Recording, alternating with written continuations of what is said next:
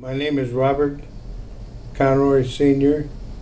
I was in the Marine Corps, between the Marine Corps and the State Department for 4+ years.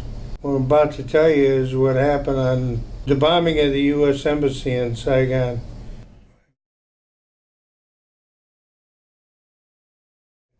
You have to understand the whole history of Vietnam. And the history is simply this. The Viet Cong was an offshoot of when the French were there, they called the Viet Minh. They raised an army, they fought, tenacious fighters, really tenacious fighters. They did things for effect. When you look back on the history of it, they didn't do things just to do them. They wanted the max political worldwide effect from what they were doing. And they usually got it. The Viet Cong were very, very intelligent. Don't let anybody tell you different. There was a restaurant called the Maicon. That's where they really initiated this procedure that they followed. And what they would do is set off an initial charge, let a crowd gather, and set off another one. Otherwise, everybody would scatter, and the casualties wouldn't be near as great as they wanted. There was a general gap. GIAP was a former school teacher, became a general with the Viet Cong. I later found out that he lived right down the street from where the ambassador was. And it always amazed me that nothing ever happened in his area. Well, now I know why. But I read 3 books on him, and they all made me realize that anytime they wanted to take us, the ambassador that is, would have been easy for him. We started a PSU, they called it, Protective Services Unit. But we would have been a waste of time. So, as push comes to shove, they left us alone.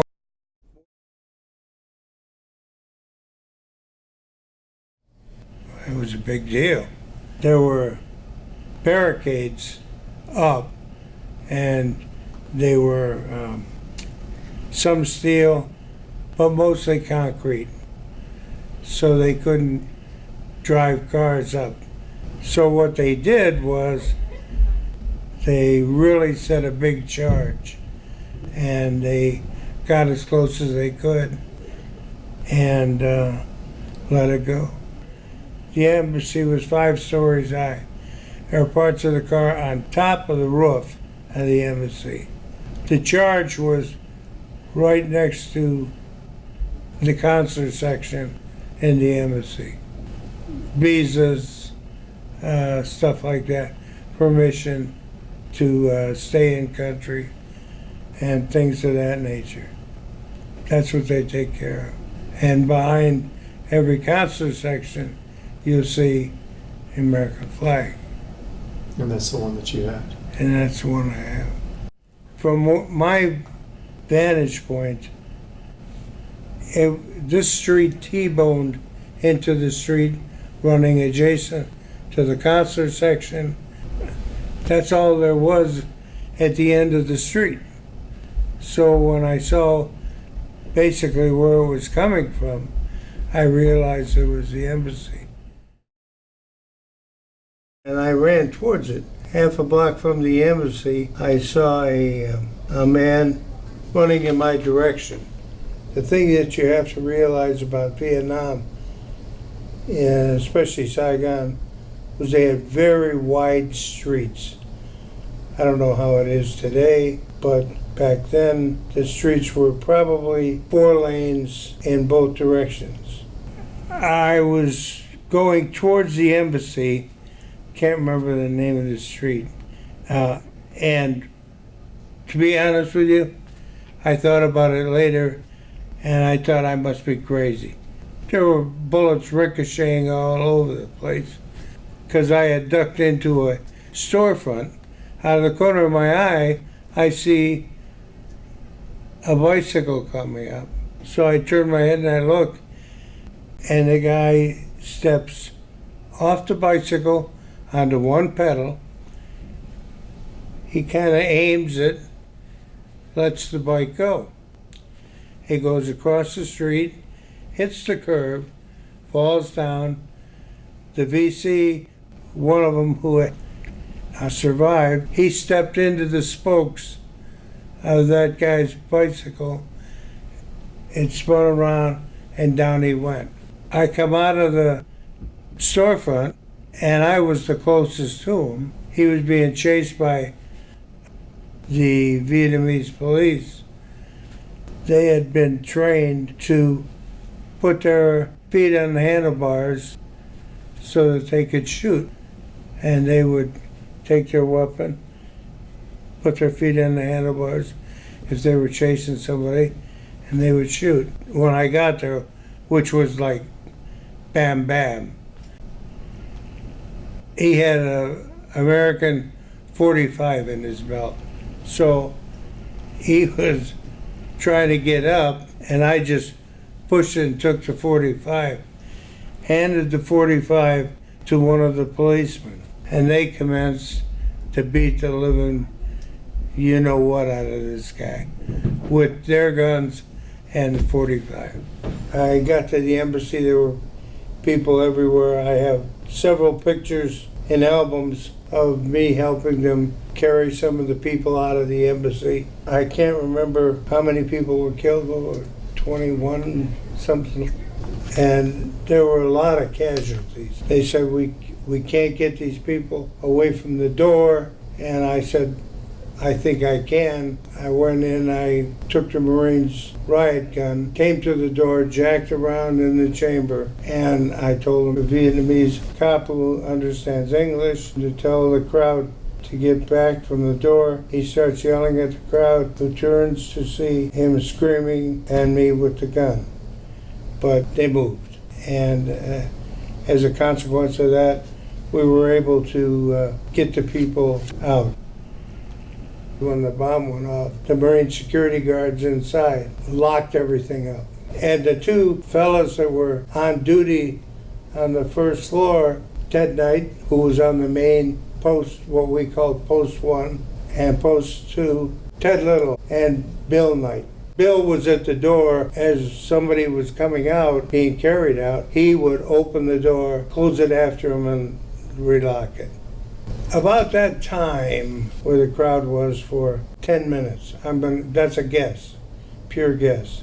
The deputy ambassador, Hugh Alexis Johnson, very little known but powerful politician, was coming out of the embassy. He was wounded. He had some blood on his head. Once they got everybody on stretchers into the hospital, they beefed up the security somewhat, but at the embassy, there wasn't much you could do. They rebuilt the section that was blown up, and life went on.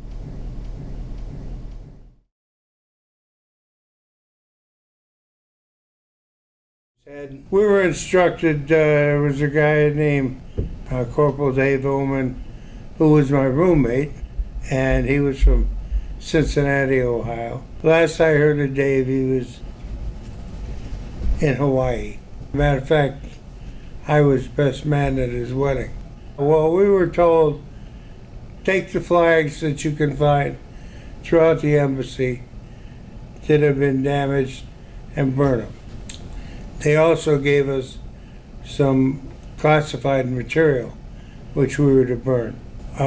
We assumed that the classified material was to be burned first, and so we did. We took the flags, which there were 4. We burned the first 2. We had the flag that was flying on top of the embassy, and we had the flag that was flying in the consular section, which was just where the bomb went off. And we put them in a locker which we had access to. Actually, it was a locked cabinet, 4-drawer cabinet.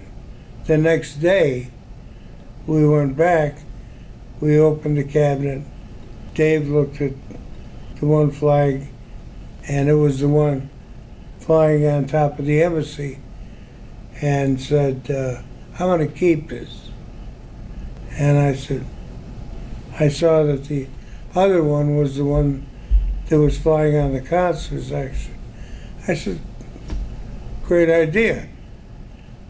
Against orders, but a great idea nonetheless.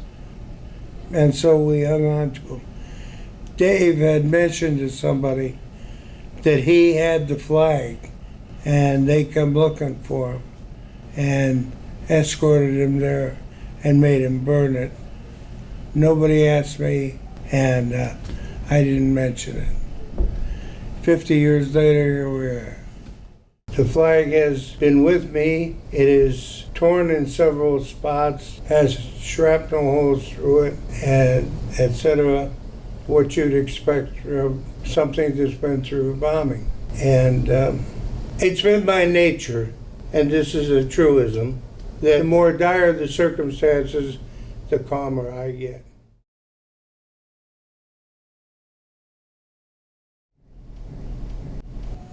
I've always looked at it this way. I joined the Marine Corps because I thought it was my duty. And most of the people who went across that border, I thought were cowards. Still do today. I don't care what the circumstances are. If your country asks you to fight, you fight. End of story.